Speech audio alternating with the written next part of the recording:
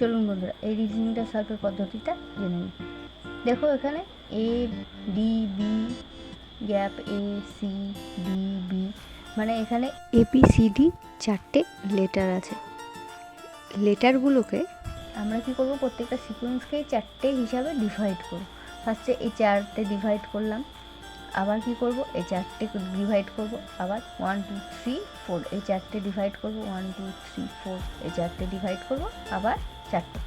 এবার দেখো sequence maintain করতে হবে। কি করতে হবে, এ বি সি ডি এই 4টে করে পূরণ করতে হবে। তাহলে এখানে কি আছে, এ ডি বি কি নেই, সি নেই, তাহলে আমরা এখানে সি বসাবো। নেক্সটটা দেখো এ সি, এখানে ডি আছে, কি নেই, বি নেই, তাহলে আমরা এখানে বি বসাবো। এই সিকোয়েন্সটাই দেখো বি সি ডি আছে, কি নেই, এ নেই, তাহলে আমরা এ বসাবো।